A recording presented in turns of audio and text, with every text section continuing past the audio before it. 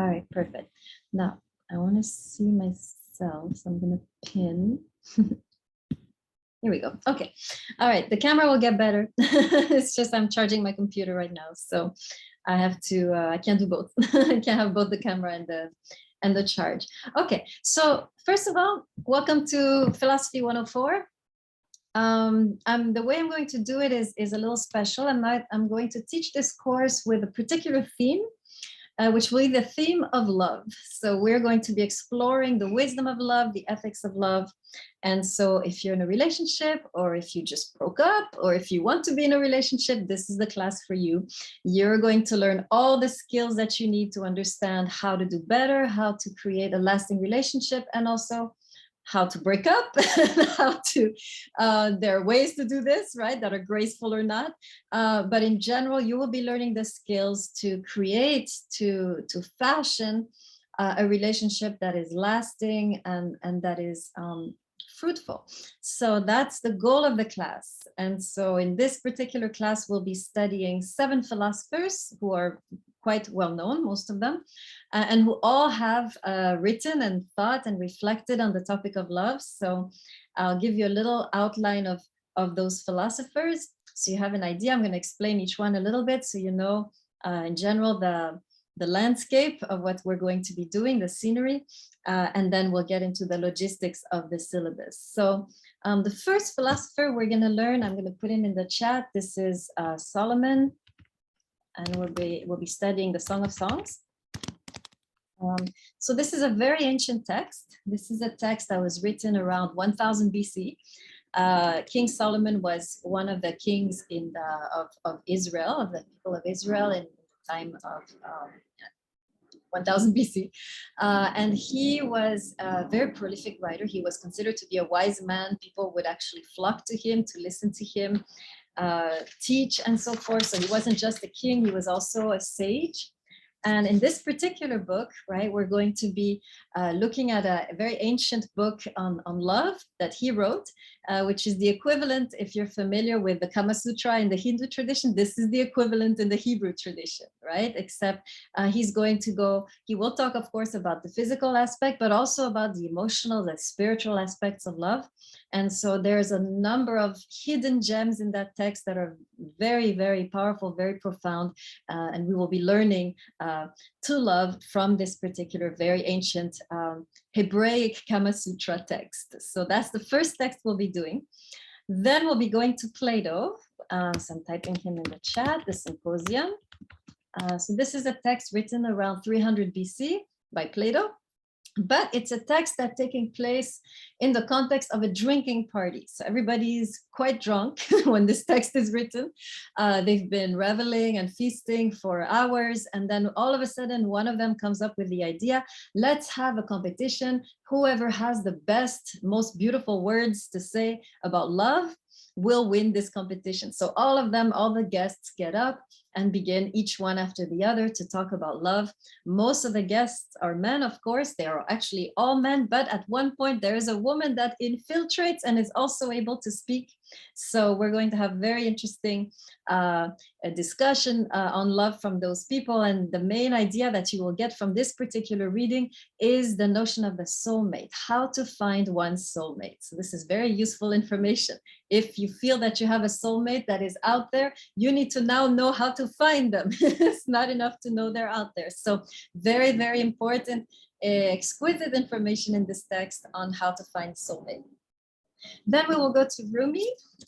So the text is called Bridge to the Soul. This is a collection of poetry that Rumi wrote. Rumi is a Sufi poet. So Sufism is a branch of Islam. It's a mystical branch of Islam. And most of the poetry written in that context is poetry that is about the love of God.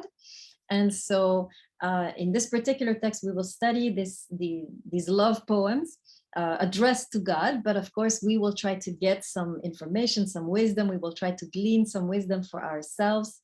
And gain some experience. One of the main ideas in Rumi is the notion of how fear can shackle us and keep us from loving, right? He's going to emphasize love as a risk, as a challenge, as a flight that you take, even if you don't know where you're going. So we are going to kind of try to prepare our hearts to set ourselves free, to not be fearful anymore and move beyond fear. So that will be some of the wisdom we will gain from it, how to move beyond fear in order to be able to truly love. Then we will go in the 18th century, now Europe. This is Immanuel Kant with the groundwork. And in this particular text, which will feel kind of a little dry and a little boring, actually, we are going to decipher some very interesting knowledge about respect, right? We're going to learn about respecting others, but also about respecting ourselves, how there cannot be a genuine relationship without this component of respect. So that's a very important, interesting topic that we will study with Kant. And then we'll go in Denmark, 19th century, Kierkegaard, works of love. And there we're going to look at, Kierkegaard was kind of the black sheep of his church, right? Denmark was at the time very religious, and he was kind of a black sheep in that context, but he came very late to a very profound conversion and wrote Works of Love, which is his mature work on love. In this magnificent text, we have a whole section that we will study on hope, on the power of hope, on the transformative power of hope in a loving relationship. When you are tempted to despair, right, the text will give us guidelines about hope and how that hope is more than wishful thinking, that hope can actually have a powerful impact on the relationship, right? So we'll look at that. Good, and then finally, well, not yet, before that, Buber, I and Thou. This particular text is very special. It's coming in the early 20th century. And in this text, he's going to talk about how we are losing a sense of the sacred, and especially a sense of the sacredness of other human beings, right? Human beings are holy, right? They're holy dimensions.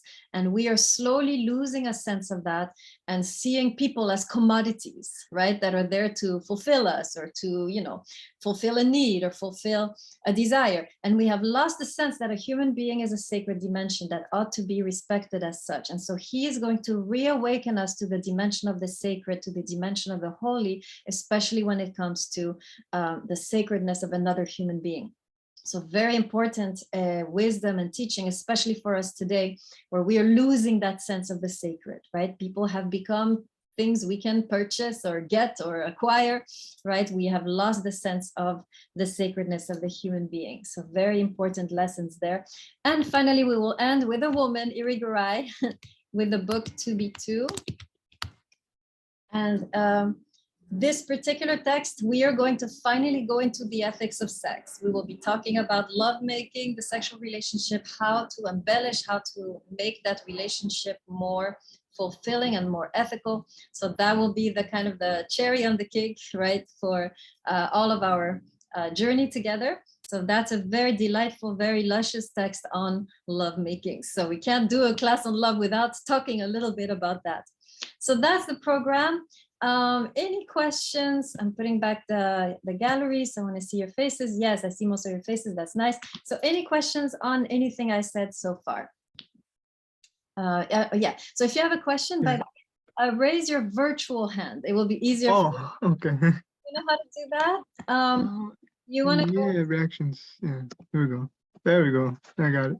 Okay, great. Let me see. Do I see your virtual? There it is. Sanchez. Yeah. Okay. Yes, talk to me. Go ahead. This is also sudden because I just found the link. I just got the notification for the class and everything.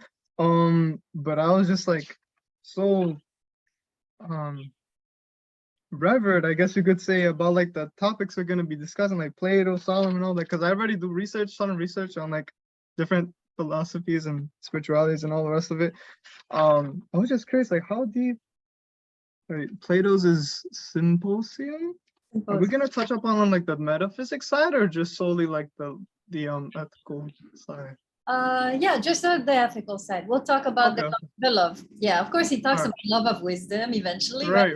Touch on that, obviously, but we're going to focus on yeah, some of the lessons we can get, right? Very good. Yes. Does that answer your question a little bit? Yeah. Okay. Yeah, I've also heard the names Rumi and Kierkegaard. Yes. I don't know about the last two, Buber and Irigai. Yep. Yep, that's the ones. Exactly. Excellent. So you're Okay. already somewhat prepared. Yeah. Good. Hawkins, you Yeah. have your hand. Go ahead. Hey, Professor. I am working on getting the books that we need for class, and I was wondering if you could tell me and us which books that we should get first, or if there's an order Yeah, that we should be ordering these books. That would be really, really great to know. yes, I'm going to talk about that in a bit, but just to answer your question right now, we're starting with the Song of Songs. So probably you don't have the book yet. So find a Bible. Okay, everybody just find a Bible or find it online, the Song of Songs, and you can work on that. And then you can get the book later. The other book that we'll urgently need this week is Plato's Symposium. So those are the first two books you really want to try to get. And then the rest will come next week. Okay, so since you're already pushing me there, let's go into the logistics. Yes, so let me begin first. Now that most of you, a lot of you are here, probably let me check and see. I see that there's 2 pages. That's good. Yeah, so most of you are here. So let's begin. First thing I wanted to do with all of you there is I need all of you to email me right now so I can have a way to find you. So here's my email. I'm putting it in the chat. And then what you put in the subject line is simply your full name, first and last name. So email me right now, and then in the subject line, you put your first and last name. That way, boom, if I need to contact you over the course of the 3 weeks we're going to be together, I can just email you directly. If I can't find your email, I'll just put a message on Blackboard for you. So if you want to keep things private, make sure you email me. Okay.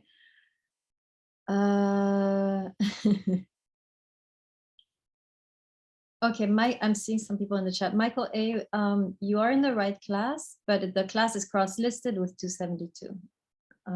Where is Michael A? Do you see me, Michael A? Michael A, can I see your face?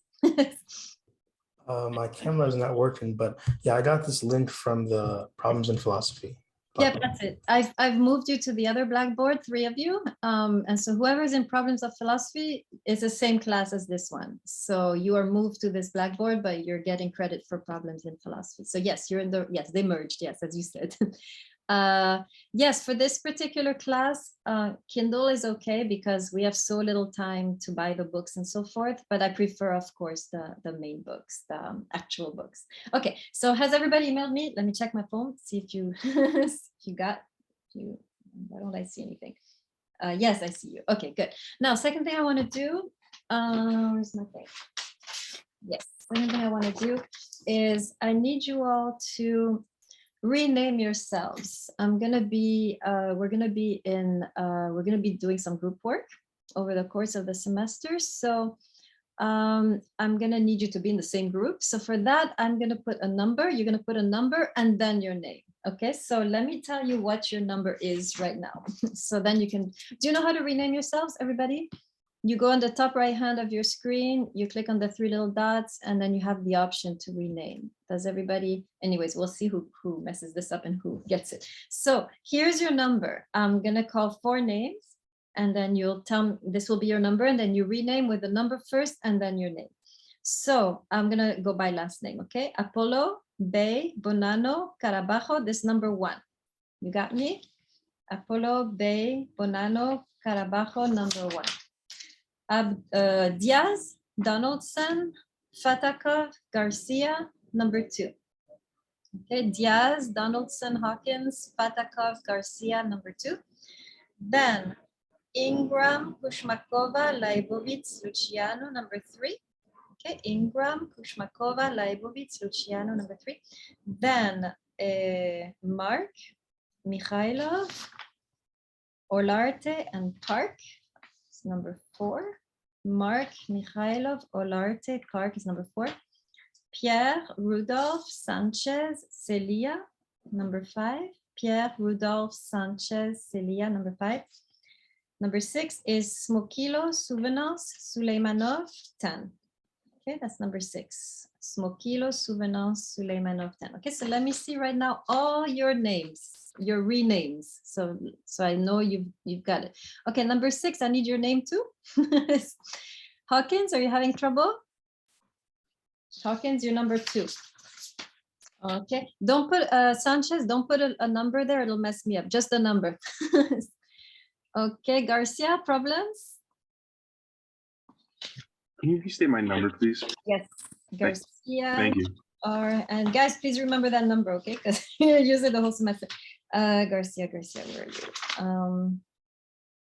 Where are you? Garcia? Garcia, number 2. Okay, looks good so far. Most of you have a number. Park, any problems? Anderson, problems? Could you repeat my number also, Anderson? Anderson, you're probably number 1. You're A. No, wait, where are you? You're not here. Okay, I'm adding you to number 1. Okay? You're not on Okay. I'm number 4, right? Park, let me check. Park, yes, number 4. Gotcha. Yeah. Looks good. I see most of you have numbers. Let me check the second page. Great. Okay, great, wonderful. So please keep that number in mind and sign into the class with that number so that then when I put you in groups, boom, it's seamless. Okay, good. Okay, now, so we have the name, email, rename, cameras.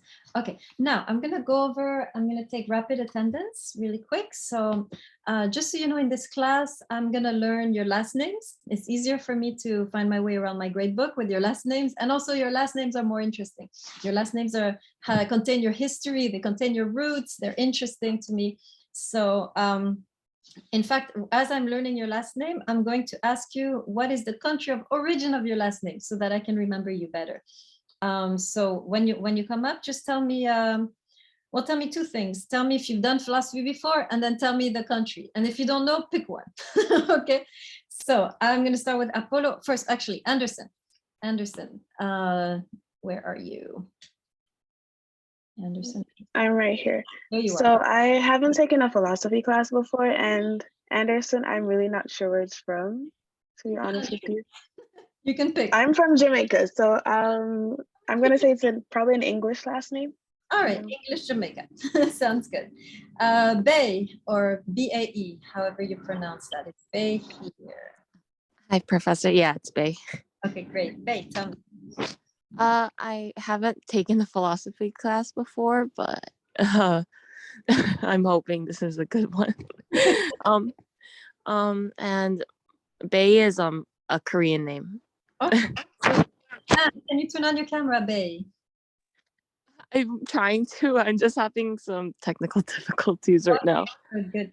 Bonanno. Where are you, Bonanno? Are you here? Bonanno?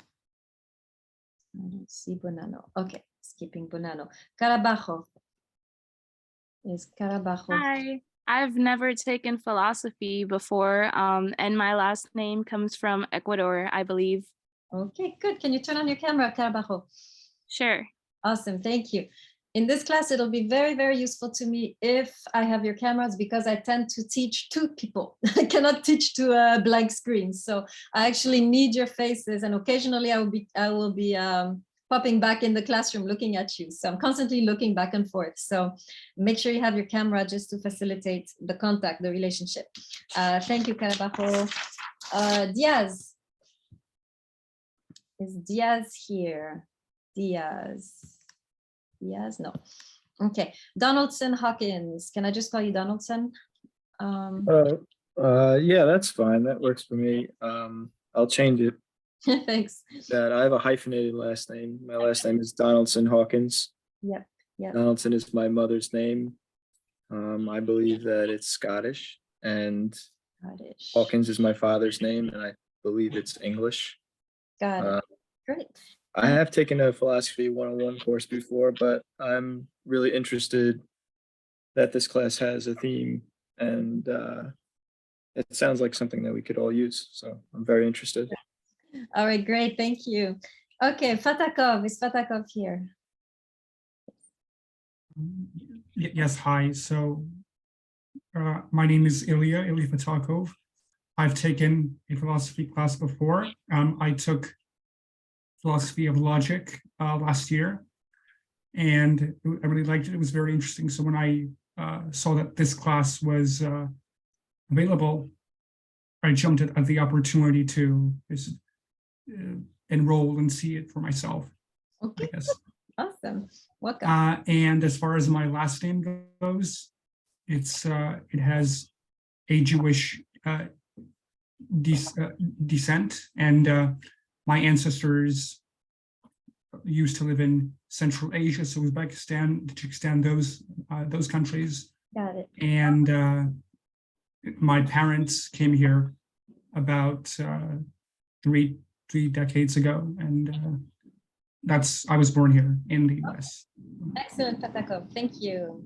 No problem. Thanks. Garcia. Hi. My last name, I believe, is originated in Latin. And sorry, my cat's being really annoying. My last name originally is in Latin, and I come from Ecuador and Puerto Rican. Got it. And I've never taken a philosophy class as my first.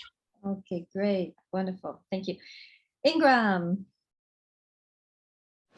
Hello. My last name, Descent, I think it's English, and I've never taken a philosophy course before. Got it. And can you turn on your camera, Ingram? I would love to, but I have strep throat, so I look so dead right now. So can we just skip out today? Okay, yes. Okay, thank you. Good. Kushmakova.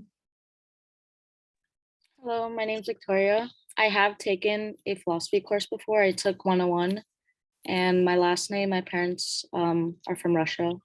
Got it. Okay, great. Russia. Perfect. Thank you. Leibovitz. Hi, I've also taken a philosophy 101 class, and my last name is also Jewish descent, so I think it's European. All right, we'll put you for Europe. That's good. Okay, Luciano. Luciano, are you here? Yes, hi. Okay, hi, Luciano. Tell us. So my name is Alyssa Luciano, and my last name comes from my dad, which is Italian. And this is my first time taking a philosophy course, but I'm excited because I'm also enrolled for one for the next semester, so I'm really hoping I like it. Okay, perfect, Luciano. Awesome. Mark. Last name Mark. I have Mark Lukes, so I don't know if they switched it or if that's actual how it should be. No Mark Lukes. Okay. Or Lukes Mark. Okay. Mikhailov. Hello, I'm Michaela Noble. My parents are Guyanese, but I've actually done more digging to where my last name came from because I was interested. And I found that they took Guyanese, they took Ghanaians they took people from Ghana and they brought them to Guyana to like work as like slaves. So my last name is actually a name that was given to my family. So, and I've never taken a philosophy course before. Okay, got it. So it's a Guyanese name then, or what do you think? Yes, it's a Guyanese name, but okay. I don't know their origin of Noble, but it's that. It's interesting. Yeah, it's a very interesting name. You should look into it. Michaela. Michaela, you're not on my roster, just so you know, but hopefully you're registered. And then I have Mikhailov, and another one, Ariel Mikhailov. Is he here? No. Okay. Olarte. Hi. This is my third philosophy course, and Olarte is my husband's name, and it's South American, but my maiden name is Portuguese. Portuguese, okay, awesome. Nice to meet you. Good. Park, Peter Park. Hello. This is my first time taking a philosophy class as well. So my name is Peter Park, and Park comes from Korean. So yeah. Got you. And can you turn your camera, Peter Park? I will in a bit. I'm just trying to fix the camera because I haven't touched it in a while. So yeah, I'll get that as soon as possible. Okay, got you. Pierre, Christopher Pierre. Hi, my name is Christopher Pierre. This is my second time taking a philosophy course, and my last name, I believe, originated from France. So I think it's a French last name. Got it. Okay, good. By the way, Makaila, you are I'm gonna put you in group 4. Where's my group? Oops. Makaila, yeah. Makaila, you got me? I think you already put group 4 because you thought I was talking about you when I said Mikhaila. Let me find Mikhaila. Oh, there's Makaila. Makaila, 4, got you, okay. Okay, back to Rudolph. Good afternoon, everyone. I am Axel Rudolph. My last name is a German last name where I was born and raised. I'm a philosophy major, poli-sci minor, and at this point, I'm very proud to say that I'm a lower senior. Great. Good. Same here. Good. Celia. Or, sorry, Celia, go ahead. My name's Arvin. I've never taken a philosophy course, and the last name comes from Sri Lanka. Sri Lanka. Okay, can I see your face, Celia? Yeah, I was working on turning on the camera. I'll see on it tonight and have it on by tomorrow at the latest. Great. Sanchez. Yeah, right here. My name, well, my last name, I'm pretty sure it comes from Spain. My family, well, my grandparents, they moved from Dominican Republic to the US. But the last name coming from my dad's side, you know, with the people of Dominican Republic, you know, the Spaniard people colonized, and you know, there's mixed of French and also some Haitian and you know African American and all of it. But the name I'm pretty sure is Spaniard. Yeah. Okay, great, thank you. Have you taken philosophy? I actually took a philosophy 101 class with Antonio Donato. It's an asynchronous one. Yeah. Okay. But I've always been interested, really passionate about, you know, like learning, knowledge, wisdom, and I'm actually a psychology major, so I do that as well. That's a good class for you. Yeah. I have a Plato book upstairs. Perfect, perfect. Yeah. Smokilo, are you there? I have never taken a philosophy class, and my last name, I'm pretty sure, is Russian. Okay, very good. Russian. Souvenance, are you there? Hi, Professor. Souvenance. Happy New Year. Thank you. My last name is Haitian, and I'm a senior too in philosophy. Okay, great. Thank you, Souvenance. Welcome back. Suleimanov. Good afternoon, Professor. I have never taken a philosophy class before, and my last name, I'm also come from a Jewish descent. My parents are from Uzbekistan. Okay, very good. And finally, Tan, Fabian Tan. Are you there? Okay. Okay, did I miss anyone? Who did I miss? Raise your virtual hand if I missed you. Michael A. What's your last name, Michael A? Paulo. Paulo, got you. I got you on my. So, did you do philosophy, and where is your name? Yeah, I did. I think I'm on my 6th philosophy course since it's my major, and my last name is Greek, Apollo, but I don't really know how that happened because my family's from Ecuador, so that's still a mystery. That's interesting. You should look into it. Okay, good. All right, now I know you a little better. That's good. So yeah, please make sure you fix your camera or have it on at all times, because I'm basically dialoguing with you in the class. So I'm constantly looking at you, asking for feedback. So make sure your camera is on and fix it if it's not yet on. Okay, let's see. We started at 2. Good, we're making good time.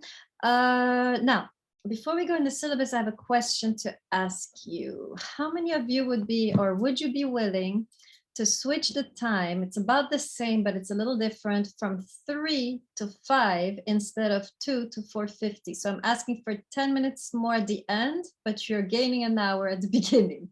So is there any objection to switching from 3 to 5? Raise your virtual hand if you have an objection to switching from 3 to 5. So I'm going to put the announcement on Blackboard, and we're going to be doing from 3 to 5. So we have time for lunch. No time to eat around here. So perfect. Okay, thank you. Appreciate it. Good. All right, let's get in the syllabus.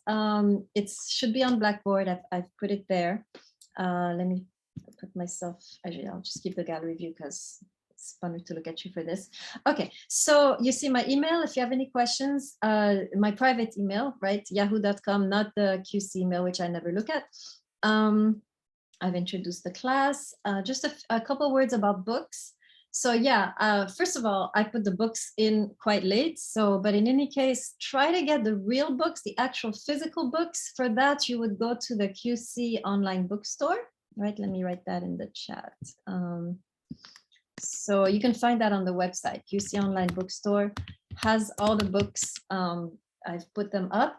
And if you're gonna buy them on your own, as a Kindle or whatever, make sure you get the right edition. It's very important you get the same edition, because if you get the same title, but it's a different edition, you're gonna have different page numbers and you'll be lost, right? So make sure whatever, if you're gonna buy it on Kindle or buy it through Amazon by yourself, first go to the QC bookstore to look at the front cover, what it looks like, or to look at the ISBN, so that you can get the right book, right? So in this, usually I insist you get the actual physical copy of the book, but because we're moving so fast, if you can get the Kindle, that would be okay. You can get the Kindle version, you can get the physical copy, and for emergency use only, I have given you sections of the book on Blackboard. It's in the rubric texts. If you go on the menu and you go to texts, so if you for some reason didn't get the book and you really want to do the assignment, you want to be up to date, you can go to there, but it's a really bad version of the book. It's my copy, it's underlined, it's not the whole thing, so you don't want to rely on that. Okay, everybody get me? Wave at me if you're following me.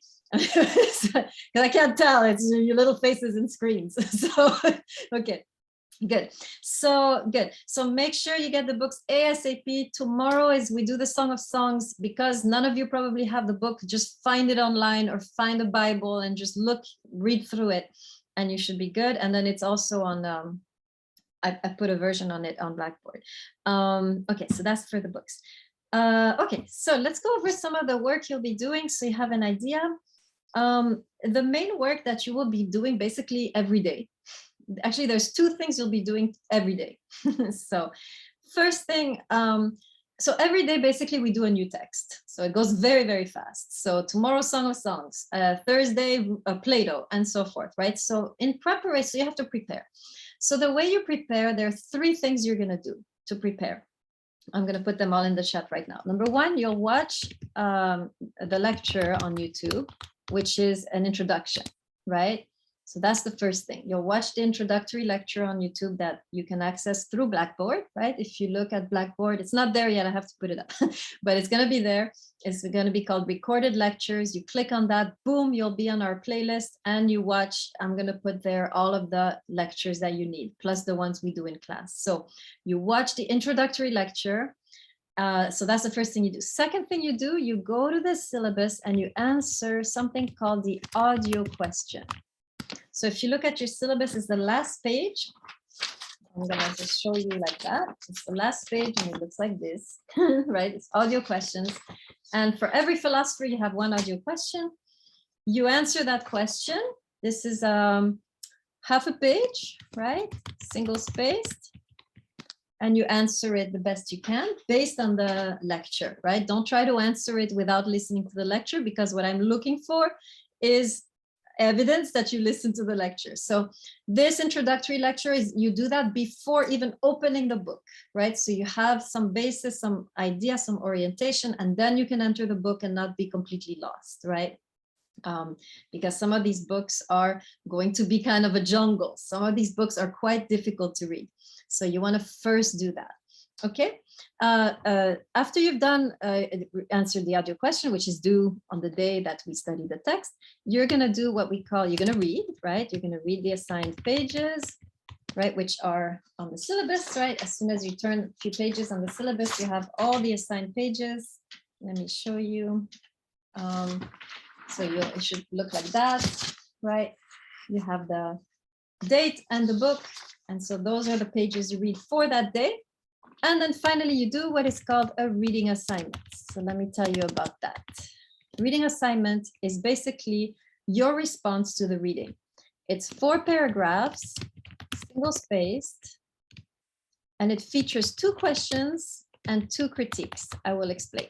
So as you're reading the text, because these texts are usually pretty technical at times, pretty convoluted, pretty sometimes obscure, you will have questions. You will not understand what you're reading. So I want you to focus on a passage or a line and be like, oh, I wonder what that means. And then I want you to try to figure out an answer. Oh, maybe it means this. I hope it means that. And you kind of grapple with the text a little bit. I want to see you wrestling with the text a little bit before I give you, right, the solution, before I give you the clarity, right? So I want you to be struggling a little bit. I wonder what that means. I'm trying to figure it out, right?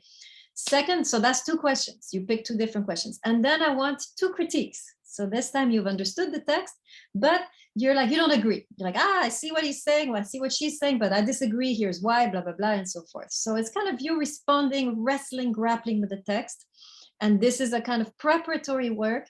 And then when you come to class, you will use this reading assignment. So keep a copy for yourself.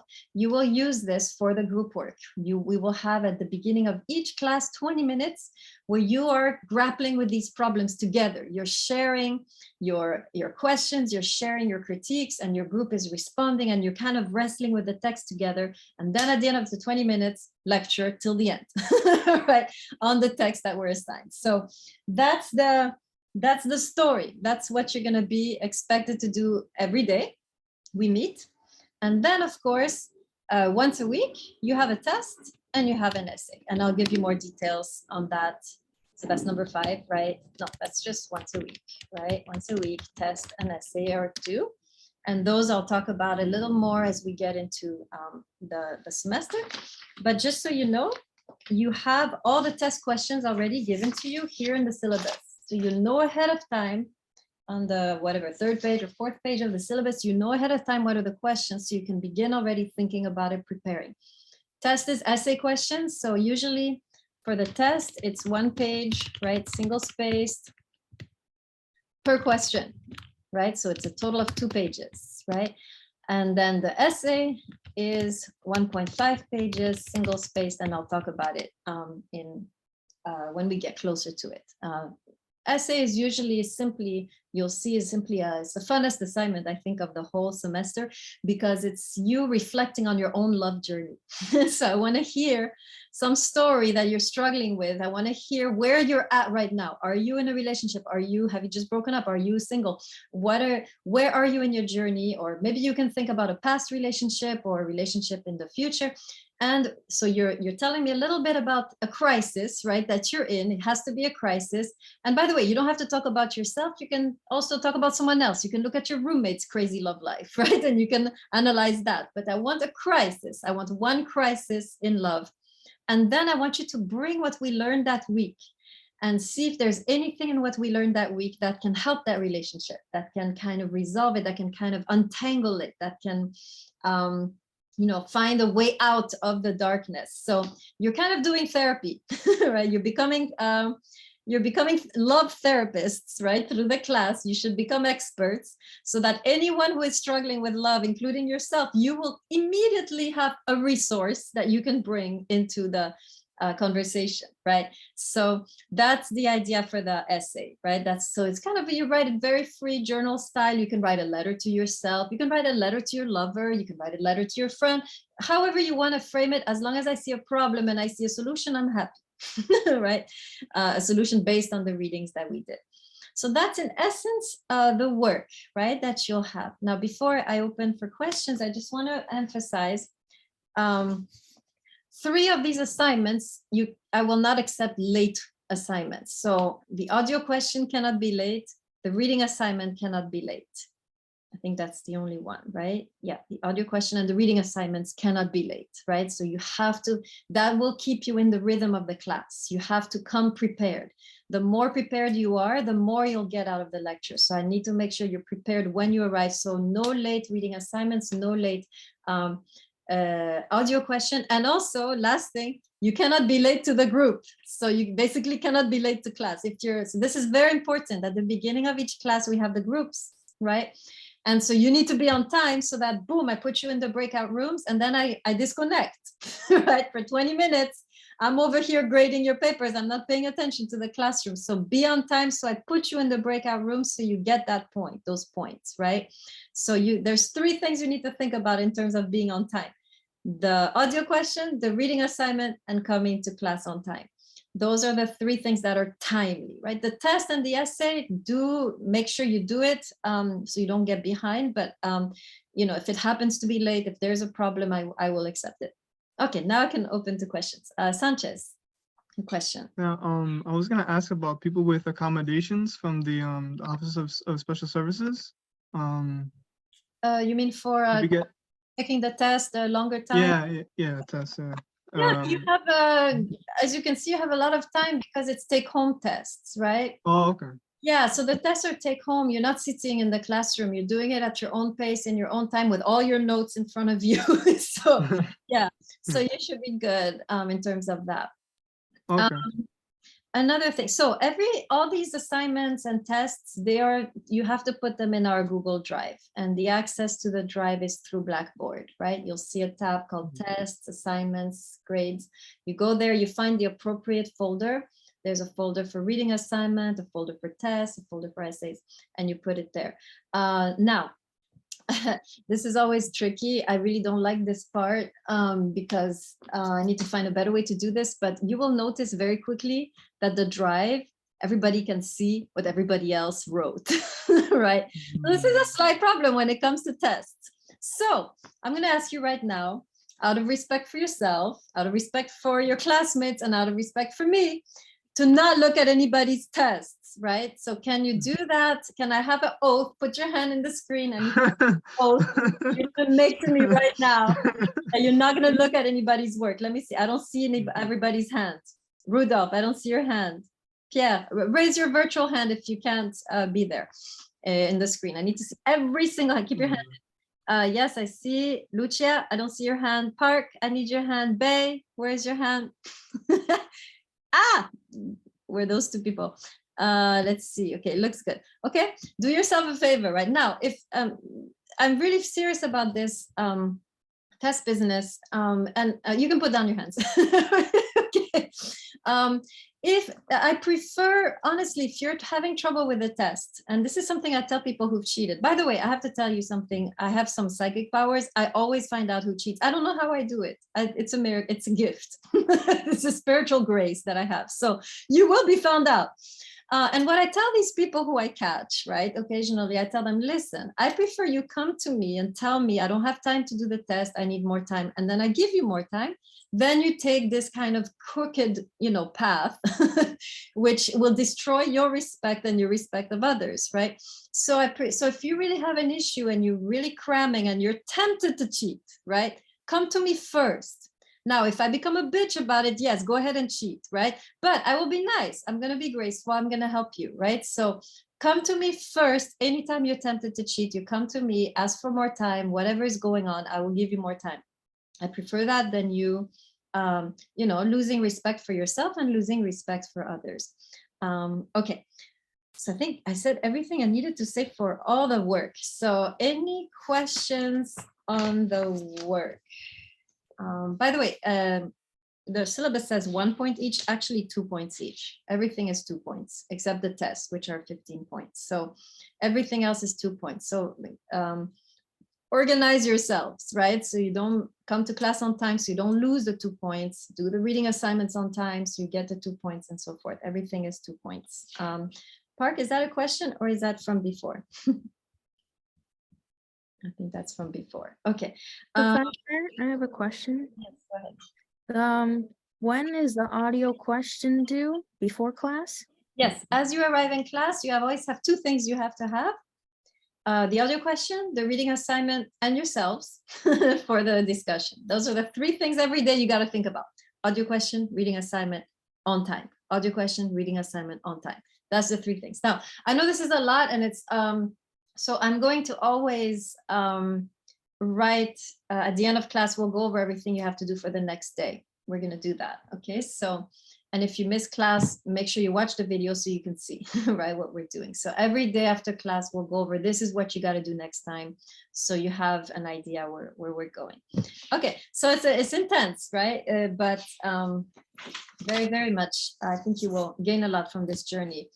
Last thing is the final project. You might want to start ASAP on that.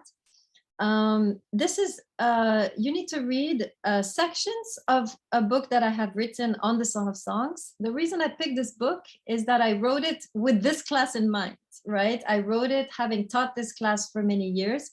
And everything we studied in the class is in that book, right? I have brought all these philosophers in dialogue with the Song of Songs. So it should be a really good summary for yourselves and a nice companion on your journey as you continue, right? On your journey of love. So I want you to go find, you can purchase easily the Kindle version of Womanist Wisdom to the Song of Womanist Wisdom in the Song of Songs. Right, by myself, so Dukan. So go on Amazon, find that book. It's only, I think, $15 for the Kindle version, so it's great, finally. Oh, no, sorry, not Kindle. The paperback is very cheap, so try to get the paperback version. It's a miracle. It used to be $60, and now finally it's like $15 or something like, or maybe 20, I'm not sure, but it's really affordable. So get that paperback ASAP. And then you need to read basically two things. You need to read the preface, the introduction, and then you pick 2 chapters of your choice. And then you write me a 1-page response. What you liked, what you didn't like. Okay.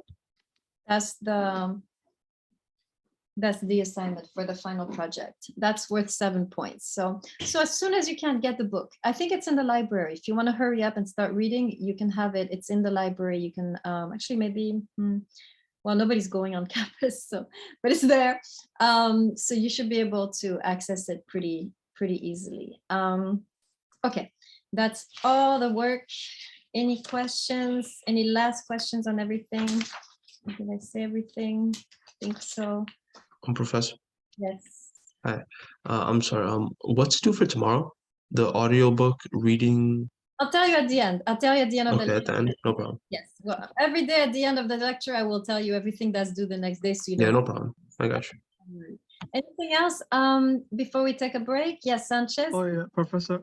So like since we have groups, right? And I know like you already know like you've had instances before with people cheating and stuff. To what extent like can we communicate with our groups outside of the class? You can do anything you want, but when you write the test, you're by yourself. Okay. So I do encourage actually studying for the test together. That's Right. sure. I mean, you can do that. As long as when you're writing, you're by yourself. So I don't want to see. Oh, thank you, Right. Rudolph. He put the the link to the book. That's awesome. Okay, great. Okay, good. So let's take a 5-minute break, and then we'll go back and I'll introduce the Song of Songs. Okay. Okay. So let's Thank meet you. again at exactly 2:55. Sounds good? 2:55.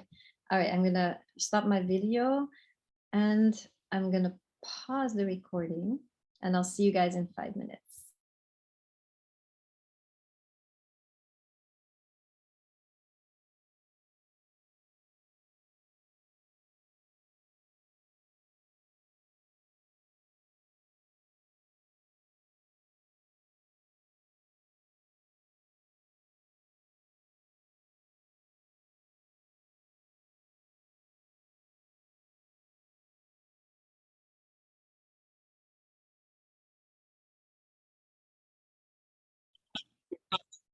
Okay, good. So let's get into the Song of Songs. I'm going to introduce you this text so that you can find your way around it.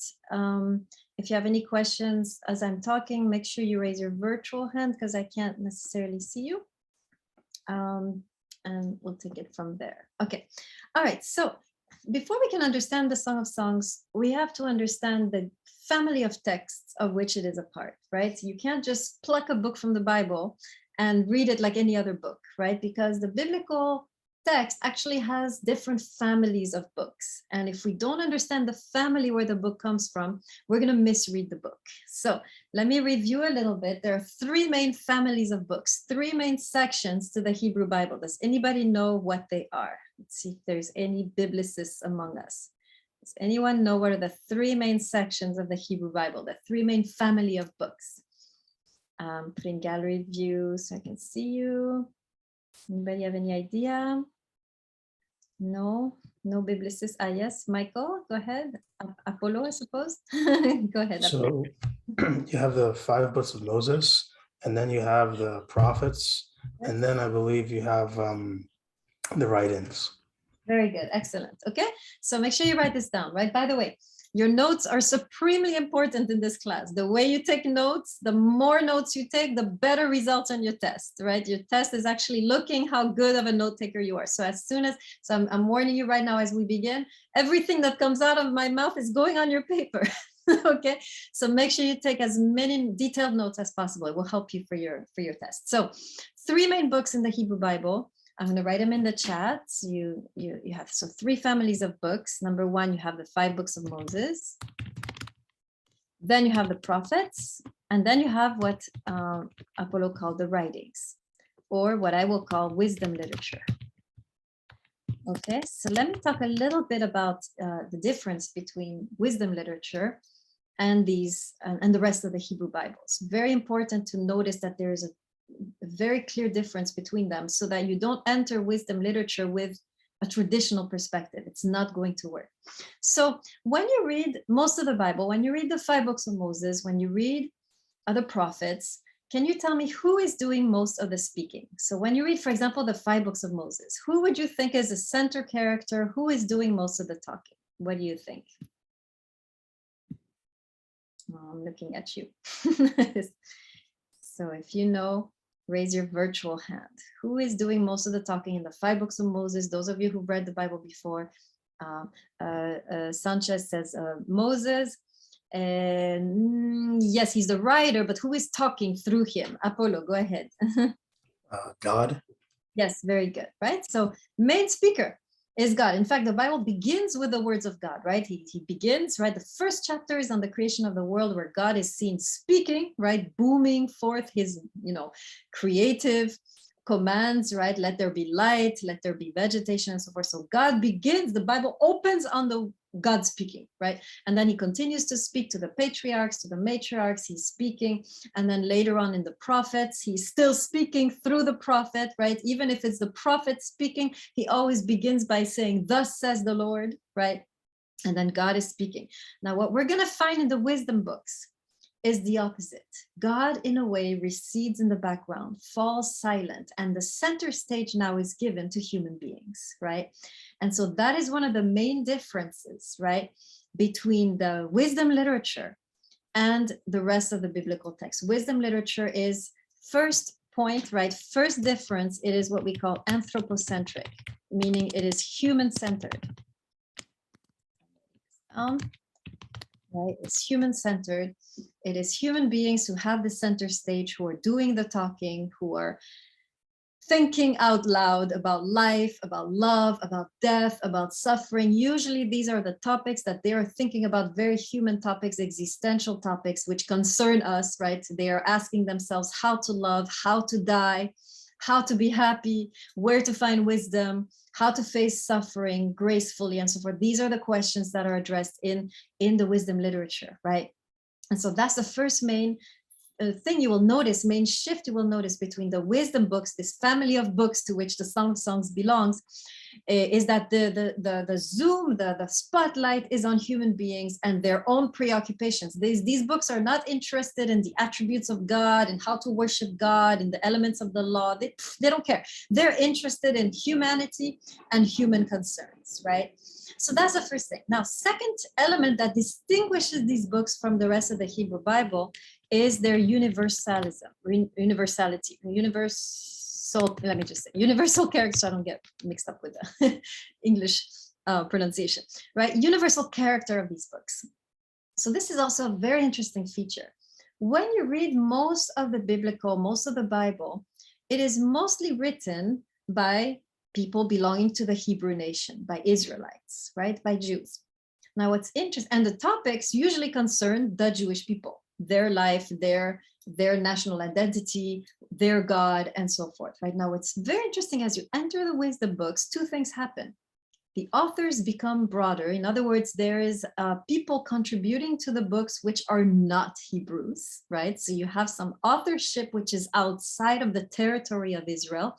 And we also have protagonists, characters which are outside of the territory. So that's the first feature of the universal character, is you have authors and protagonists or characters, right, which are non-Hebrew. I'll give you some examples right now. So first of all, our book, to start with, the main character is an African woman, a woman who is not the same ethnicity as the Jews, who has been understood. Often, many commentators believe that she was from Eastern Africa, right? That this is a main character, not a Hebrew, right? If you go to some of these other books, which are in the wisdom books, for example, the book of Job, right? Let me write it here, right? The main character is not a Hebrew. It could be any patriarch living in the Middle East at the time. He's a generic Semitic patriarch, right? So he could be an Arab, he could be a Palestinian, he could be a Jew, he could be anything. An Egyptian, it doesn't matter. He's a generic, very generic, Near Eastern, Middle Eastern character, right?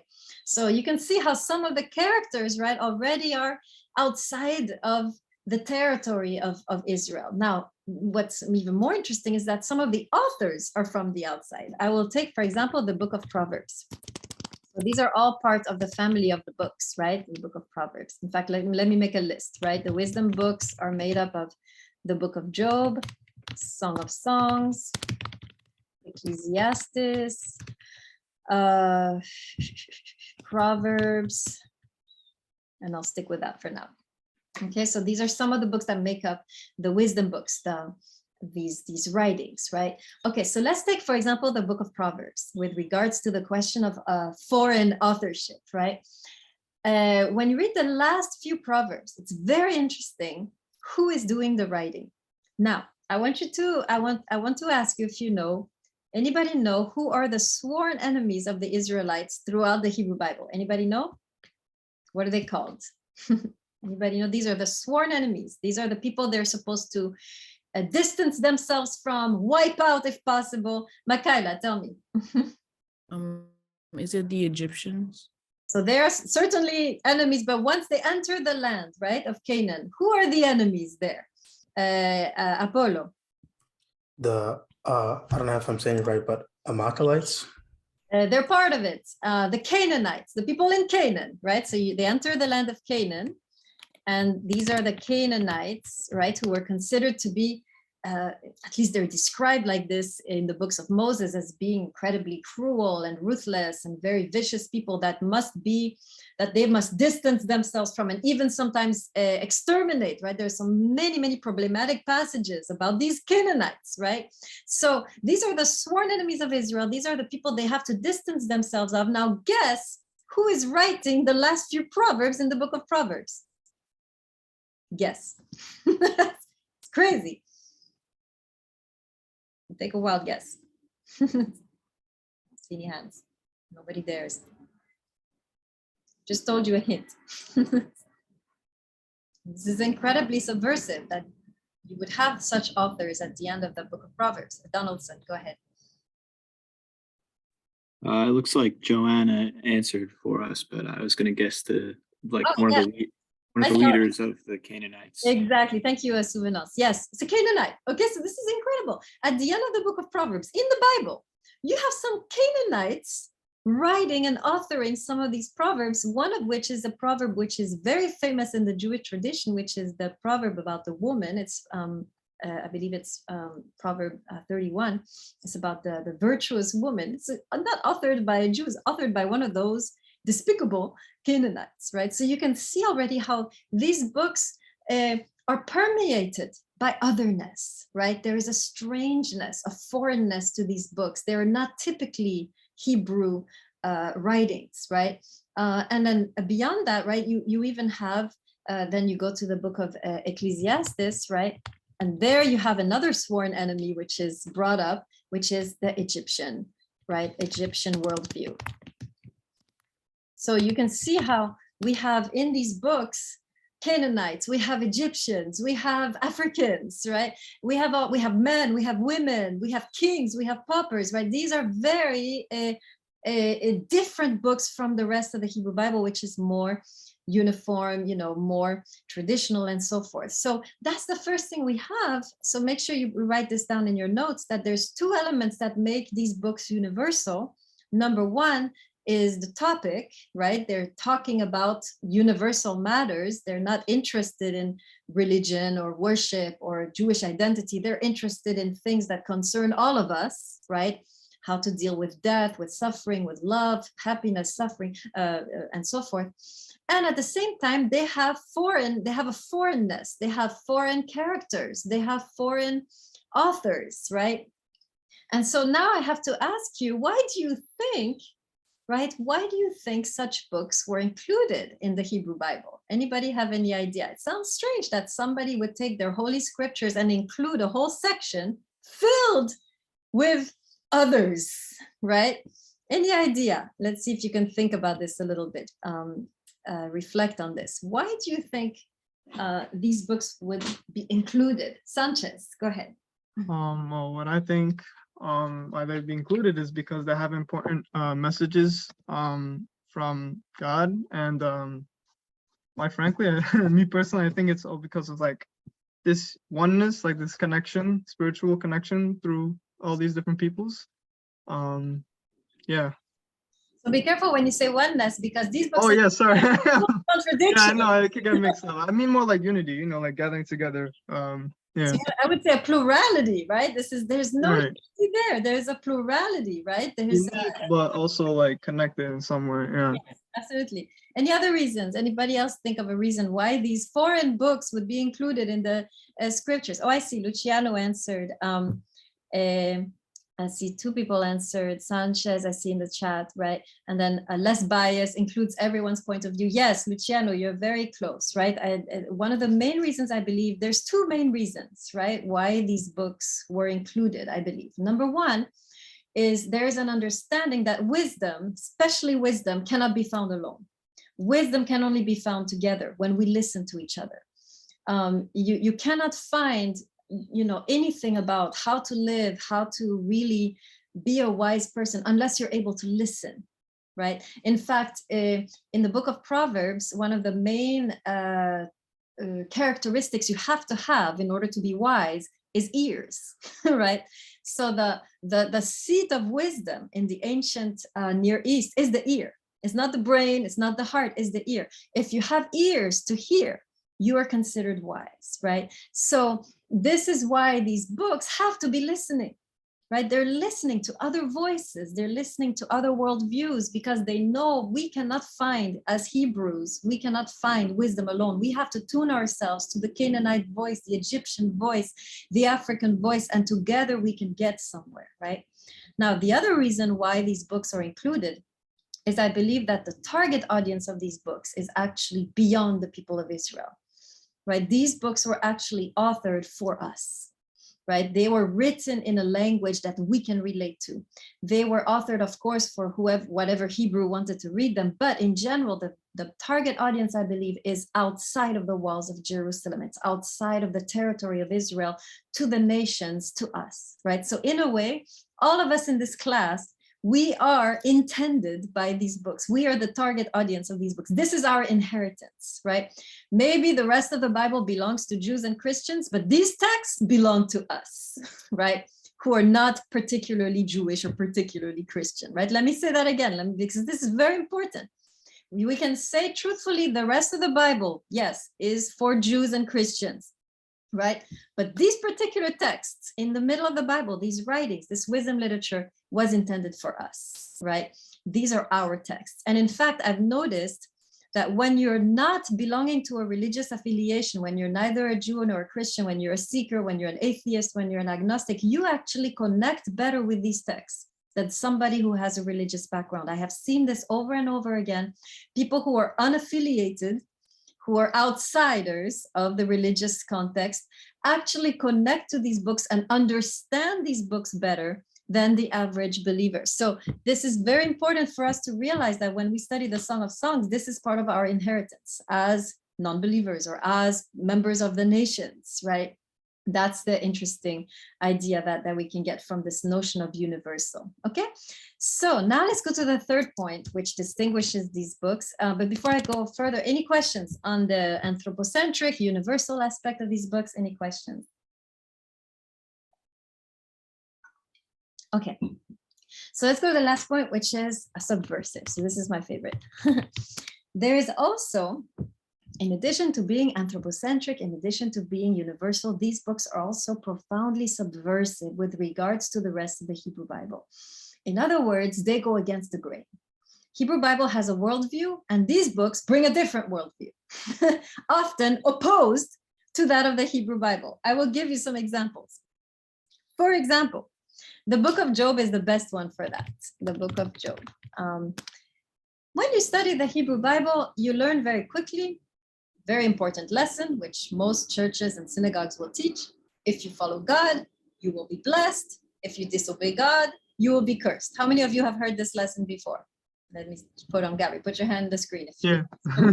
Okay, great. So very typical teaching, very traditional teaching that, right, if you follow God, you'll be blessed, you'll have money, you'll have great love life, you'll be, a wonderful person. And if you disobey God, well, obviously you're going to be cursed. You're going to have all kinds of problems. You're not going to make it. Okay. Very typical teaching. Now, when you get to the book of Job, it flips.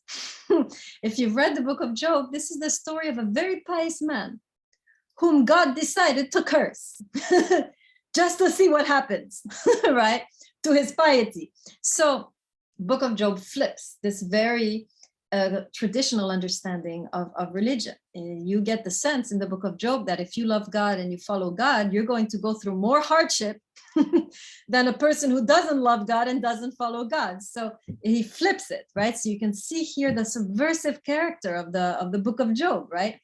When you go to the book of Ecclesiastes, you have the same subversive character. In general, we know from the creation story, right, that the world is meaningful, has an order, is good, right? And that if we follow God, we are able to protect this order and this meaning, right? Book of Ecclesiastes begins by saying everything is meaningless, right? Begins by saying there is no order, it's chaos, right? Where is the good? I can't find it. That's how he's talking, going against the dominant worldview that there is an order, there is meaning, there is good to be found. Ecclesiastes begins by saying, this doesn't exist. You have deluded yourselves, right? So you can see again, book of Ecclesiastes is very different, right? And then we'll see a little later in this hour how subversive the Song of Songs is. We're going to talk about that in a second.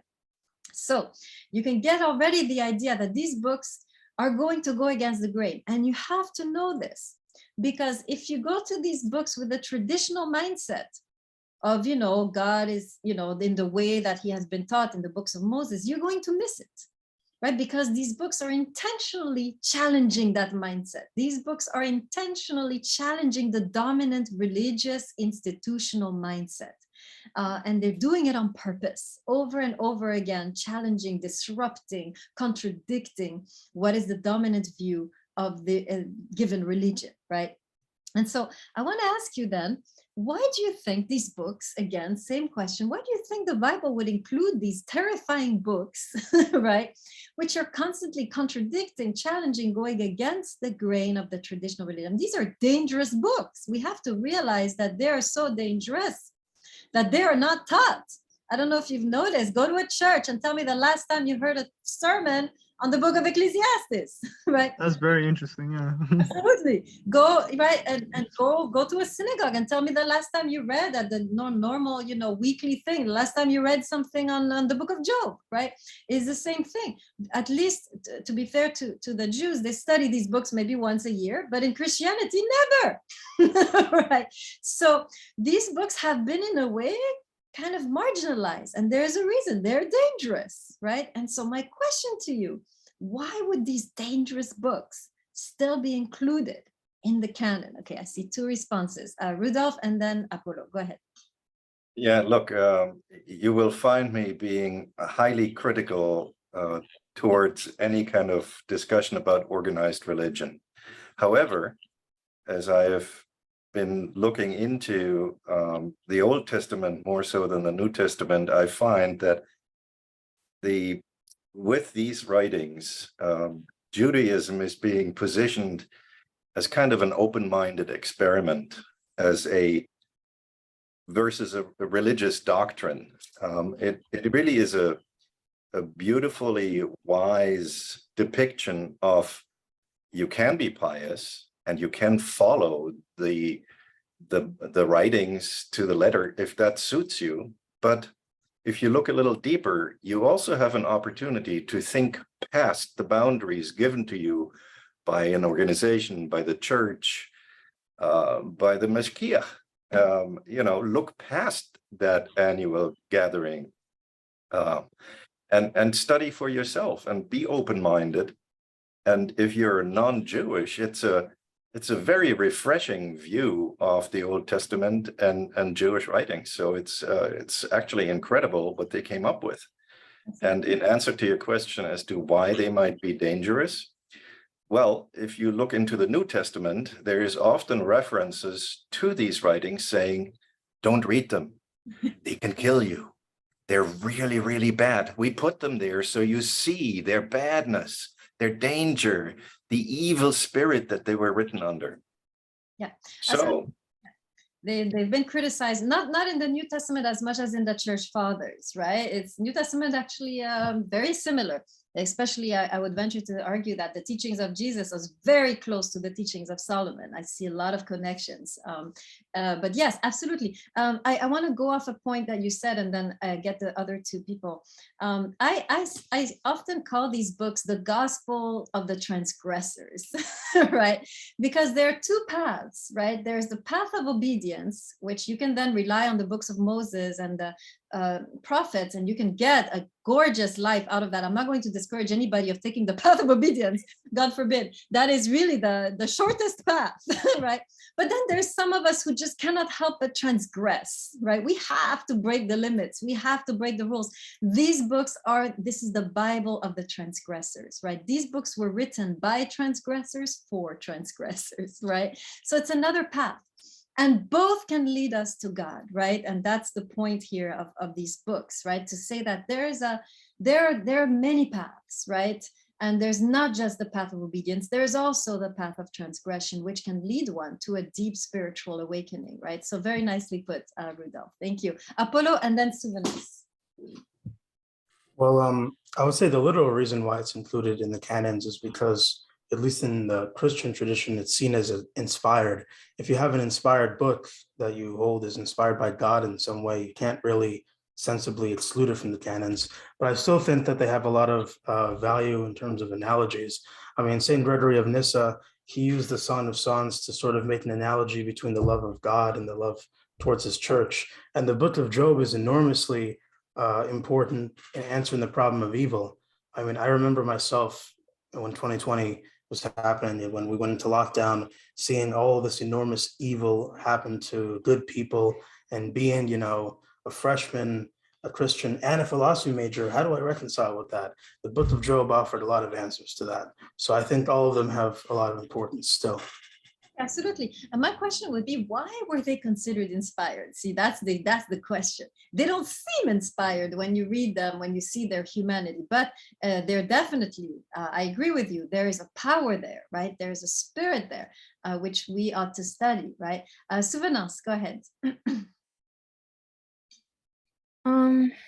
Well, you guys kind of mentioned most of it, but like you said before, it's not like just for Christians and Jews and people who just follow, the path narrowly, but it's for people who like can't follow those rules, like just straight like that, but still find a way to God. Exactly. Very good. Right. That's in line with what I was saying, that there's a Bible for the obedient and a Bible for the transgressors. Right. And here are the texts, right, that show that even the path of transgression, right, can lead one to a deep spiritual awakening. So very nicely put.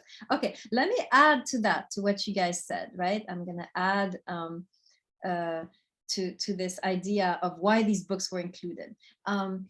What's important to remember, I think, and we forget often because we're not used to it, is that the Hebrew spirituality is what I would call a covenant spirituality. Let me write it down. In other words, this is a spirituality where human beings and God are in an equal partnership, right? This is something that we often don't get in many religions, is that often in many religions, there is a submissiveness, there is an obedience component. Here in the Hebrew context, however, it is a marriage. The metaphor is a marriage metaphor, a covenant metaphor, meaning that human beings and God have an equal say, right? And this, in a way, is the only way that you can have a healthy relationship, as if both have an equal say. And so what we're seeing in these books is the human response to the divine word. Right? The divine word has been spoken throughout the Hebrew Bible. These particular books constitute the human response. They're the human interrogation, the human question, the human doubt, the human, I don't know, the human, right?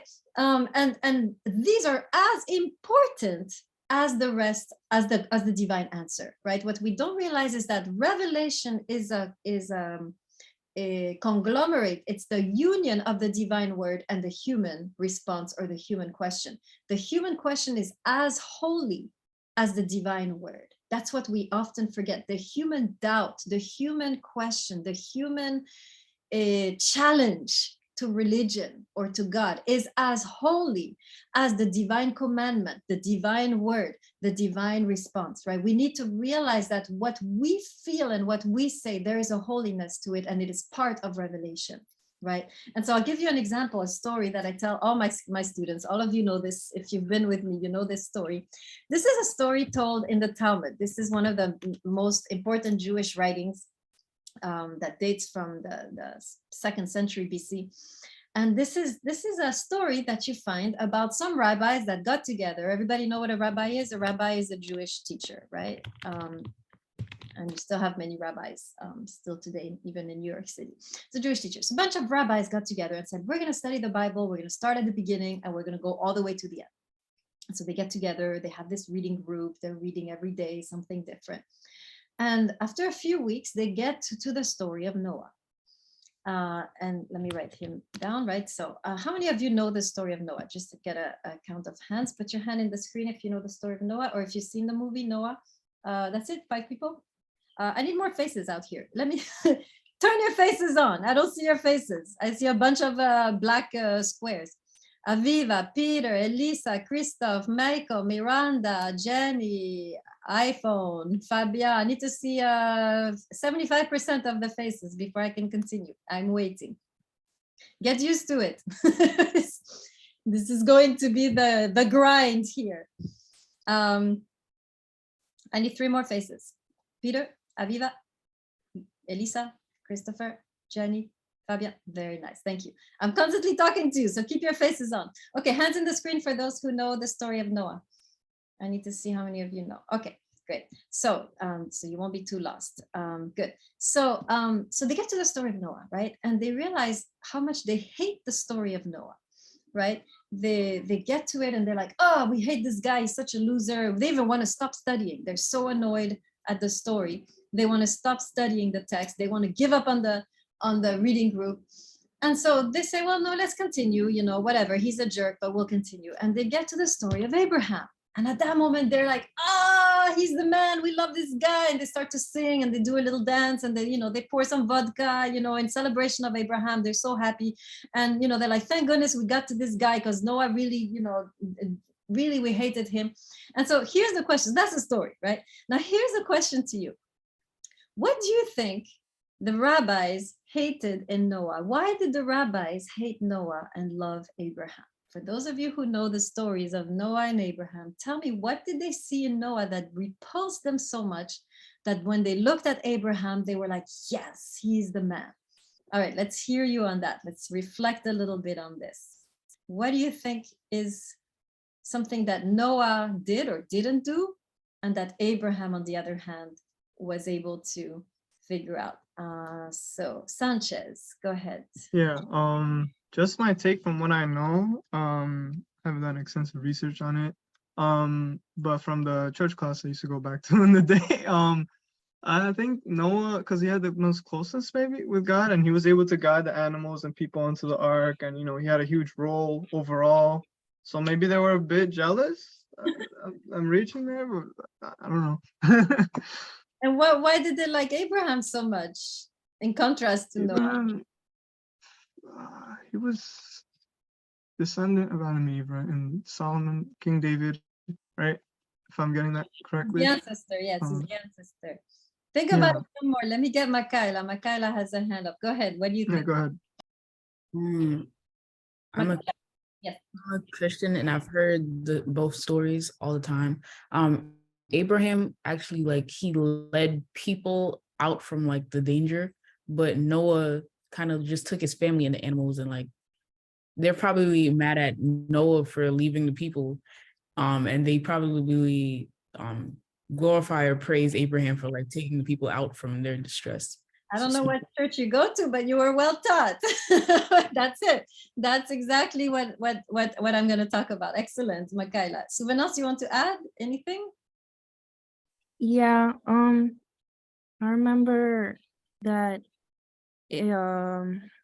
Noah just like obeyed God, but Abraham actually like tried to reason and question God, like, why are you doing this? Like he tried to stop God, I think. Very good. Excellent. Okay, so you guys are really getting it, right? This is the main difference, right? Let me put it to you like this. Imagine God comes to you, right, and tells you, oh, I just want you to know, I thought I would let you know that I'm about to destroy the world. What would you have the decency to say? Hopefully. Let me hear some of you. You can put it in the chat. What would you respond if God would come and say, hey, I'm going to destroy the whole world, but don't worry, I'll protect you. What would you have a decency to say? Right? So Rudolph is like, why? Anybody else? Well, how would you respond to that? Can I tell my friends? Yes, Makaila, very good, right? Right? You would have the decency to, what did we do? Right, Suleimanov? You would have the decency to maybe respond and say, well, is that really a good idea? I mean, are you sure you want to do this, right? Noah, on the other hand, there is a strange silence, which the rabbis notice, right? Noah doesn't talk back. He just does. He executes what God has just said. And the result is tragic for humanity, right? The result is the destruction of the whole cosmos, right? So you have this man who doesn't say anything and just obeys. And then you get to Abraham. And you have a very similar story, exact same scenario. God comes to Abraham and says, hey, by the way, I thought I'd let you know, that city over there called Sodom and Gomorrah, I'm about to destroy it. And Abraham perks up, unlike Noah, who just, yes, amen, right? Abraham actually has the nerve and the audacity to contradict and challenge God. He says, really? You're going to do that? Are you sure? I mean, you seem to be in a strange mood today. Have you had breakfast? Do you need some coffee before you make such a decision, right? So he's objecting and he begins to barter with God. If you go to the story, it's in the book of Genesis, he begins to bargain. And he begins to say, well, God, I know you're very wise. And what do you think if there's 50 righteous people? Do you think it's a good thing to kill the righteous with the evil people? And God is like, oh, that's a good point. You're right. No, if there's 50 righteous people, I won't destroy the city. And then Abraham, he knows the city. He knows there's not 50 righteous people there. It's a crazy city. So it goes down 40 people, 30 people, 20, 10. And at that moment, he stops. And the rabbis burst into tears because they realize perhaps had he bargained all the way to 0, God would have relented and spared the city. But he stopped at 10. And it turns out there were not even 10 righteous people in that city, right? But God lets himself be moved by Abraham. God nuances his decree because of Abraham. And this is the prototype of the Hebrew spirituality. The Hebrew spirituality is not Noah, it's Abraham. Hebrew spirituality is our voice matters, our questions matter, our challenges to God matter, and God is swayed and moved and intrigued and enjoys our questions, our doubts, our challenges, right? The God of the Hebrew Bible is not a God who wants to just sit on a throne and be worshipped all day long. right? It's a God who enjoys a good challenge. It's a God who likes to have a good conversation with people who are intelligent and challenging and defiant if possible, right? This is why we often don't learn in the religious context. We are taught in the religious context to submit, to obey, to shut up, to not have questions, to, you know, and to just surrender.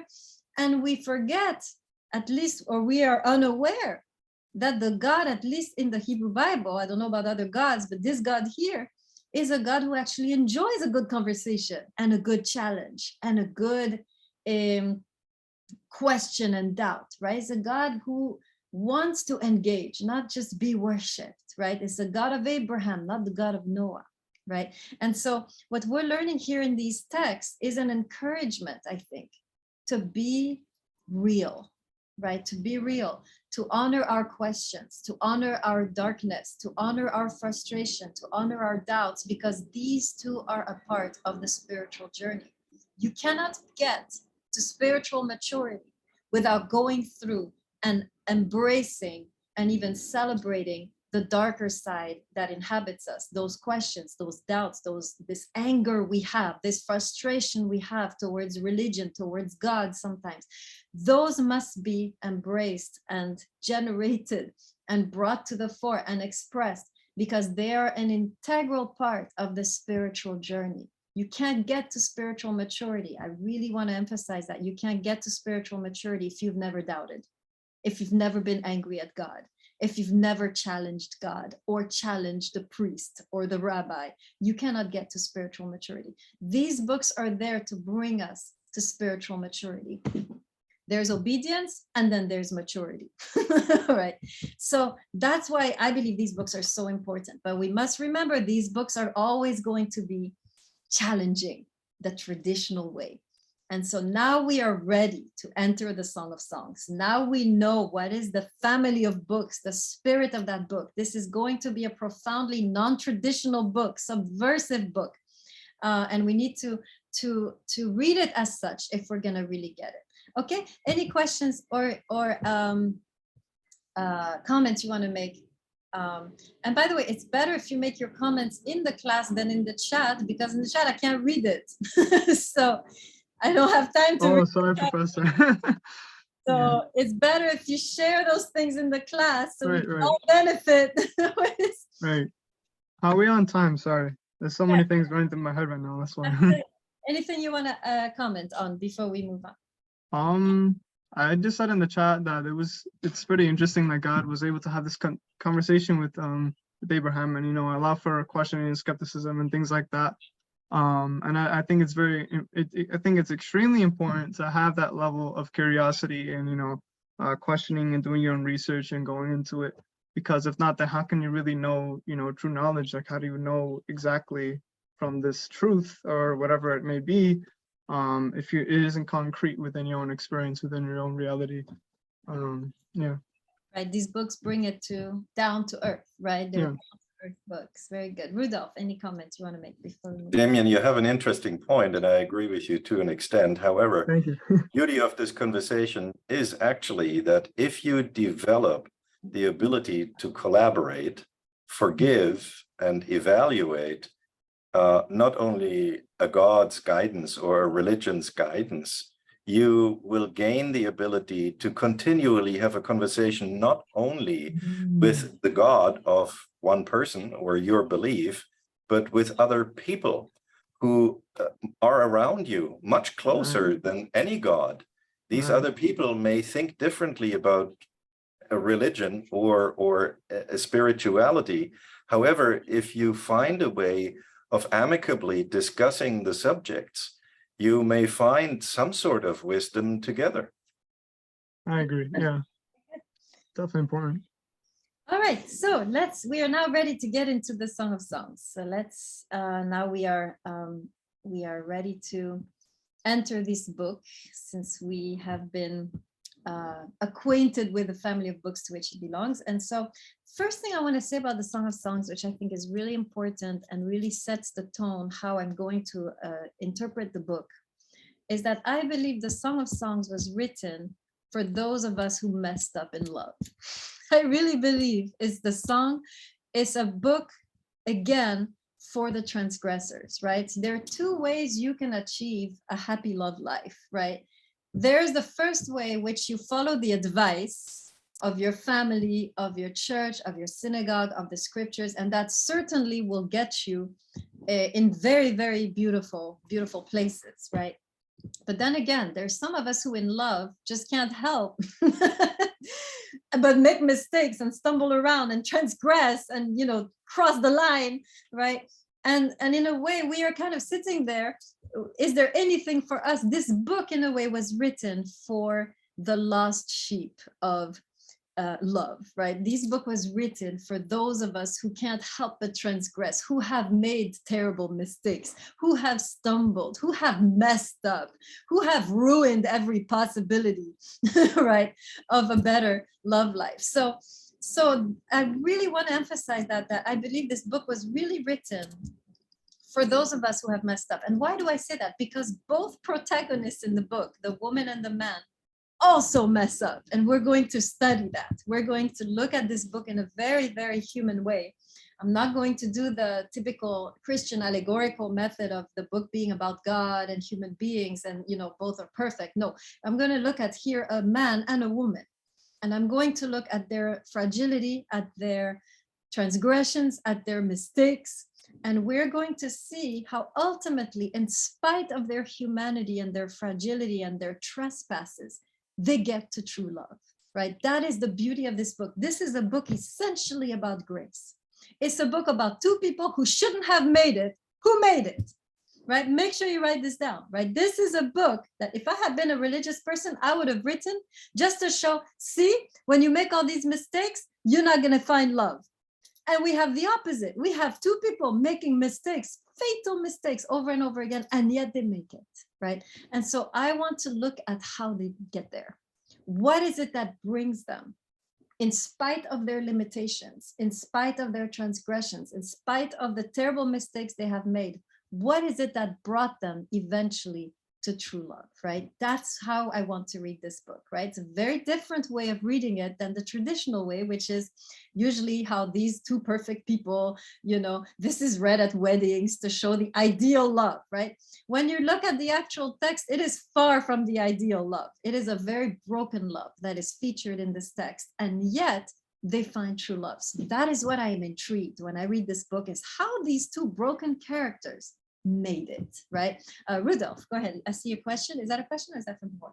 Not a question, and it's not the answer to your question, but you started talking about how we can see this, the Song of Songs differently. And, you know, there may be some historians in this class here. Solomon, King Solomon, was a womanizer. The guy had thousands of encounters, hundreds of concubines, hundreds of women who he called wives. So the guy had good reason to say, let me write a self-serving poem that makes it all good again, because, you know, I'm 40 years old and I'm just about to die and I can't figure out what I'm doing wrong here. So it's a very interesting view when you're saying this is for all of us who messed up. The guy who wrote it was a guy who really messed up. If you read the story of King Solomon, and you don't look at it through the viewing glass of a religious person, just read it as a piece of literature and go deep into the lines and look at the kind of language. It's not an allegory of God and church. His entire life is like a story of adventure, and that's how he lived his life. The guy was a rascal. Very good. Yes, we'll talk about King Solomon in a bit and give you a portrait, right? But definitely, this is definitely somebody who didn't walk the straight line, right? He did not walk the line. And yet here he is, right, writing this book. And by the way, he's not the one giving the advice in the book. The woman is, right? So we're going to talk about that. Okay, so let's go. So now that we've entered a little bit, seen the spirit of the book, I want to go over the 3 points I made with wisdom literature: anthropocentric, universal, subversive, and I want to show how they apply to the Song of Songs. And then we'll go briefly into Solomon a little bit. Actually, no, let's go right now into Solomon a little bit, and then we can do that. So King Solomon, king of Jerusalem, 10th century BC. He's a very interesting king. He's the only king who actually had any type of connections with the outside world. Most of the kings, if you read the annals, the chronicles of the kings in the Bible, they're always at war. They're always fighting somebody, right? Even today, they're fighting, right? In that area, in that geographical area. Solomon was the only time when there was peace and connection and trade, right? And exchange, not only material exchange, but intellectual exchange. You know how you think, you talk about the Silk Road, right? That goes from Iraq to China. This was a kind of Silk Road context, right? Many people, it was a crossroads. Many people came to Jerusalem and left, right? There was a lot of connections between Jerusalem and the rest of the world.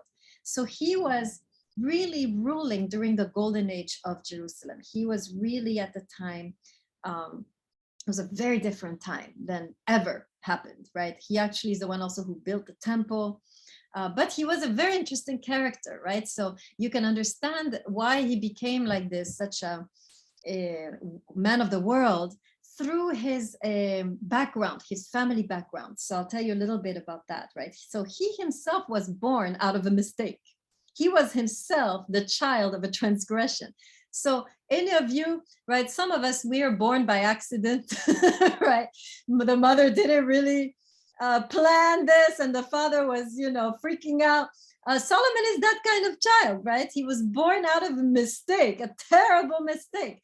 And yet look what he became, right? We should never underestimate children that were born a mistake, right?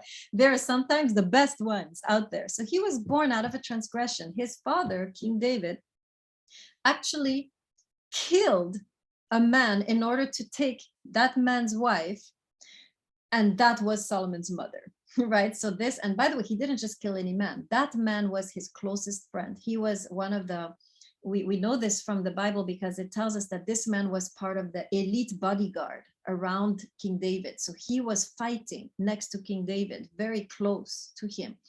And when King David met his wife and saw how beautiful she was, he decided to murder his best friend, right, for that woman. And eventually he takes her in. Once the man is murdered, he takes her in, and then King Solomon is born out of this illicit union, right? So already he has that backstory, right? So then he, child of a mistake, child of a transgression, yet rises to be one of the most powerful and wise men of the Hebrew nation, right? And so he was so wise, actually. There's a story which brings us to our book. And I'll tell you the story in the style of a legend. So King Solomon was known, so this is a legend. This is not the biblical text. This is a legend that King Solomon used to be able to speak the language of animals. And so every day he would organize a big festival and invite all the animals of the land, and they would all perform for him, and they would have a very good time together.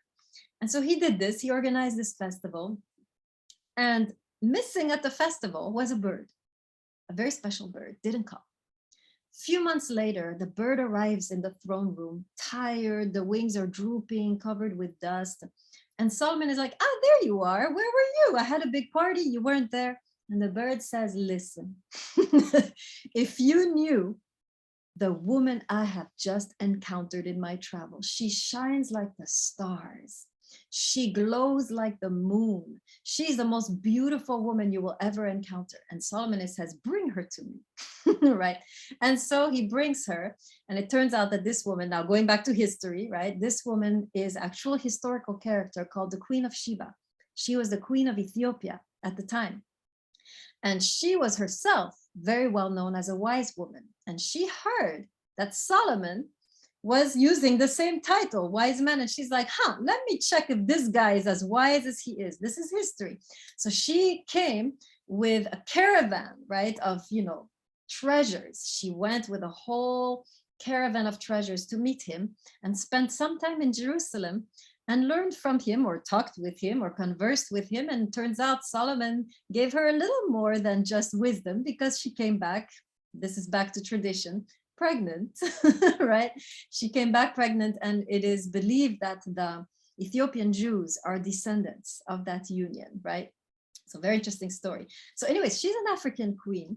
And it's interesting that our book features a Black woman, right? So some commentators say that this is actually the Queen of Sheba, who is teaching in this book, right?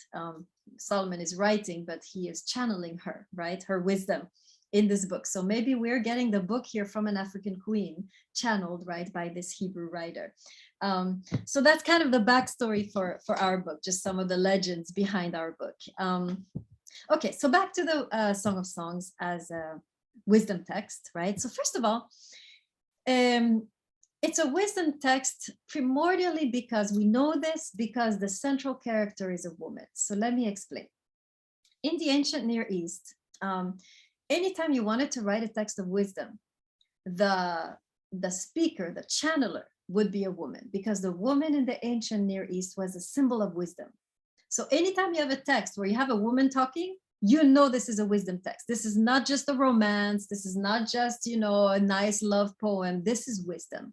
This is wisdom literature. So the fact that you have a woman doing all of the talking, you know, boom, you have already the notion from other texts that this is going to be about wisdom. So don't be fooled by the flourish, the beauty of the language, right? The lovers.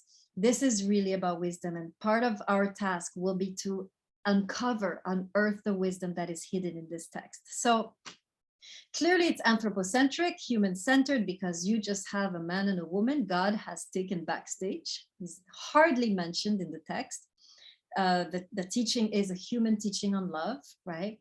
It's universal, again, because you have here a Black woman who is doing most of the teaching. So this is not, the authorship is not Hebrew, right? This is an African authorship being, or at least a voice, which is being channeled in the book.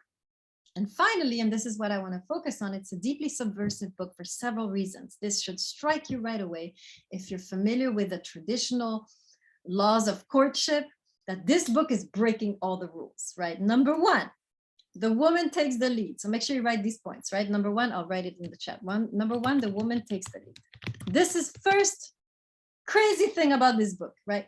Usually in the ancient Near East, when a love affair was going to happen, first of all, you didn't go with the lead. There was a matchmaker, right? Nobody was saying anything. The matchmaker decides. The man would, you know, catch a glimpse of the woman. Then he would go to the father, do the business arrangement that needed to be done.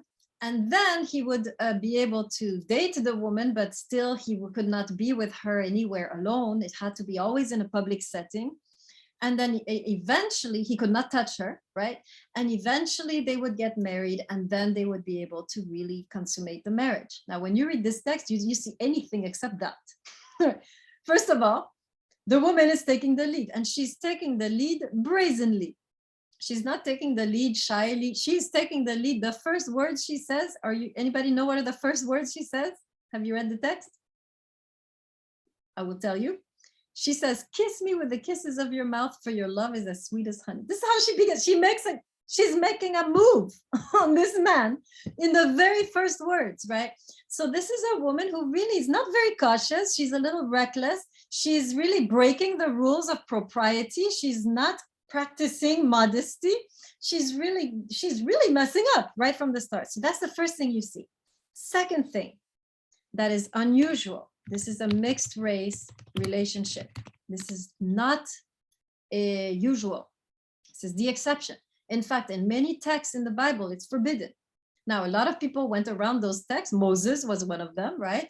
But this was usually not seen in a good light, that you have a Black woman with a Hebrew man or anybody who is of a different race. This was not, you know, seen with joy, right?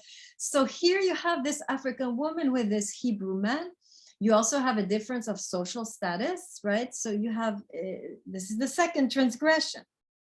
And then, and this is the worst, she breaks all the rules. She breaks all the rules of courtship. So number one, first of all, the father is supposed to be mediating this. No father, right? The whole book. The mother is mentioned, however. It's interesting. The mother's house is mentioned, but never the father. Second of all, they're not supposed to be touching. They're not supposed to be in a private, you know, a secluded space. Yet she's constantly bringing this man into the wilderness. She's bringing him into the countryside. She's bringing him in the villages away from the city. To do what? Certainly not to read the Bible and pray, right? It's not what they're doing out there, right? So that's the second thing. They are meeting in non-public spaces. They're meeting in secluded spaces. This is not allowed, right? And finally, and this you have a split, right? The commentators are split. Half of them believe they're sleeping together before any type of marriage is mentioned, and the other half believes that no, God forbid, it's the Bible. Of course, they're not doing that, right? So, but it's ambiguous. There is an ambiguity in the text whether they are consummating the relationship before the actual official marriage or after, right? There's an ambiguity. So this is the worst, right? It's transgression, right? And last of all, neither of them are virgins, right? And there are clues in the text that indicate that neither of them are actually virgins. They are both, they've messed up, So this is very interesting, right? You have a book full of transgressions which go against the fundamental rules of courtship that we are taught in traditional Judaism, traditional Christianity. We are taught, you need to be a virgin, you need to wait, you need to make sure you're married, you need to do it like this and like that. And it's all excellent advice. I will never go against that advice. That is the best advice you will ever get, right? And yet here we have a book where they're doing the opposite. Everything is transgressed. So what can we possibly learn from these two people? That's what we're going to find out, right? What can we learn? They're certainly not going to teach us anything about the rules we need to keep to have a beautiful relationship, but they're going to teach us something else. And that's what we're going to try to find together. There is a profound wisdom that is being taught within this brokenness, within this transgressive context. You have so much grace and so much beauty, and that's what and wisdom, and that's what we're going to look at, right, in our journey tomorrow, because it's only going to be tomorrow. Sanchez, you have a question? Yeah, I was gonna say like the main core of it all is kind of like these virtues, like these important morals that we learn from the lesson. Yeah. So be careful, because you just contradicted everything I just said. Oh, sorry. This book is not about morality. Sanchez, be careful. You're entering the book with a religious mindset. You have to. Oh, sorry, I meant it more in metaphysical sense, like Plato and the sword. No virtues. Oh. There are no virtues in this book. You will see. So I know right now you don't know yet what we're going to find, but certainly we're not going to find rules. We're not going to find morality. We're not going to find these virtues that we should have. What are we going to find? That's the question, right? That's why I'm leaving it in suspense for you. What we're going to find in this book, right? Which is where they're widely messing up, right? What can we learn from these people? In fact, anyway, so, okay, so great. So now we are ready, right? You are ready now for this. Oh, Suleimanov, go ahead, you have a question? Yeah, I was just wondering, what book is this again? I can write it down. This is the first book we're going to study, the Song of Songs. I know. It's called the Song of Songs? Oh, the Song of Songs. Isn't that okay, that's the book, right? That's the book, the Song of Songs. And you can find it at this point, because you have no time to order the books. Just look it up online. Oh no, I saw the Song of Songs. I just thought that was the name of the text, not the song, not the book itself though. That's the actual book. I mean, it's in the Bible, right? The actual book is the Bible, but if yeah. you read the Bible, you have the Song of Songs. Yes. Rudolph, question, comment. Go ahead. Yeah, look, not that I want to give anybody advice, but Damien, when I first read the Song of Songs, I kind of approached it, I think, in a similar mind like you, and I've learned to think really dirty when I read it now. And when you put yourself into that frame of mind, you will really find things in the language that are mind-blowing. Yeah. That's very true. Actually, yes, you can read it like that. I mean, I read it with a guy friend of mine the first time, who was a little more mature than me, and he would see stuff and I would be like, what? That can't be there. Oh. And so, yes, if you want to look at the more, yes. Now, the thing with the Song of Songs, that is very subtle. So nothing is going to be graphic. The Hebrews tend to be very modest. So they will say what they have to say, but very subtly. To get more graphic stuff, you would have to go in the Near Eastern literature that surrounds the Hebrews, much more graphic, the Sumerian text, the Canaanite text, right? But here they're very, very subtle. But yes, if you have a certain mindset, you will notice things and be like, whoa, what was that?